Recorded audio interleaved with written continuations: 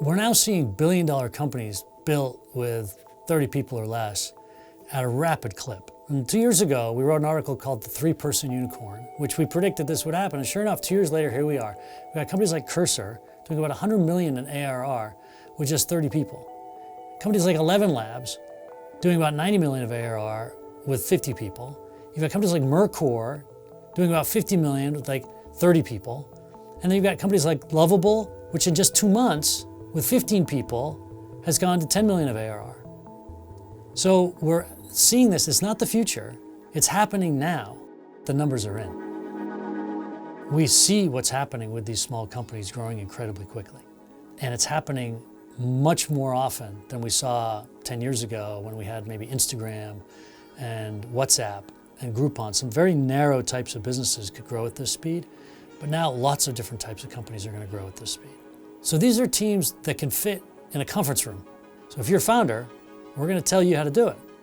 So the first thing to wrap your head around is that what you really need is people who are good at setting up systems. You set up AI agents and systems for your sales, for your marketing, for your customer service, for your HR, for your legal. It can all be done today.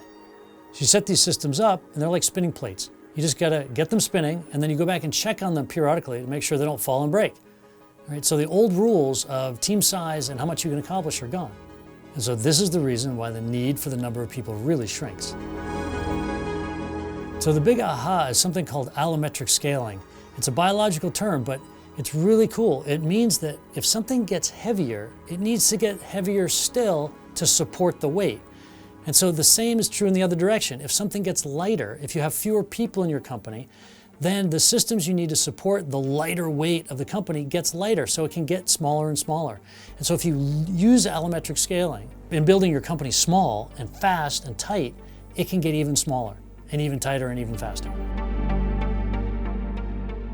So having fewer people means less drama, less politics, less salaries, less dilution.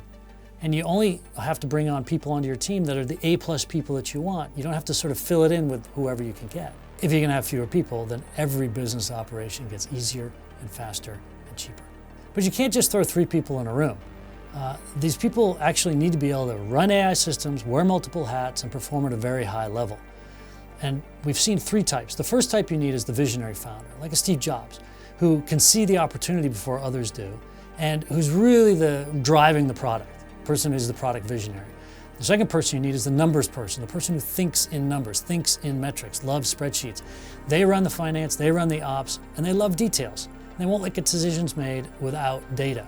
Just like the Mentat from Dune, everyone looks to him when they've got a question, and he's always got the answer. 3 Guild navigators, a total of 1.46 million, 62 salaries round trip. The third person you need is the words person, the Don Draper, if you will, the person who can take the AI input and turn it into human messaging, the one who gives you that feel, that taste, that brand that's going to be totally necessary in such a competitive world. Now, not everybody needs to do everything, but they need to each be able to run AI systems to keep those plates spinning. Vision, numbers, and words. And that's what we mean by the 3-person unicorn. So what AI can't do is it can't have these flashes of insight. This is the founder advantage. Maybe 90% of your company is going to be AI agents, but 10% of it won't be, and that's where the founders come in, and that's why founders are still the most important piece of this. On most days, AI will outperform most people, but there are those moments when we need insight, when we need a change of direction, when we need a change of opinion, when we need a change of feel that only the founders can provide. The key is acting in those moments, and that's the founder's edge. And the key to that is to get out of your own way. You have to unlearn what you've learned in the past so that it becomes a connection between you and your few founders and your few employees with the AI. And that's how we're going to build very small, very fast-growing, very big companies going forward.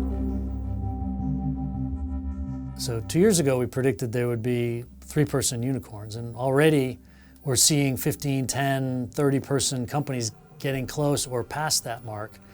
And what we think is going to happen next, the new prediction, is that we're going to have hyper-unicorns, unicorns which become unicorns in just 6 months after launching. So if you're a founder and you think you've got a chance and a way of getting at that, we'd love to talk to you. You know, this isn't just about startups having an edge. It bleeds into everything. leads into content. For instance, this script that I'm saying, written by AI. This video you're watching, edited by AI. The only real thing in this piece of content is me in this room and the camera in front of me. Or am I Avatar? Hard to say.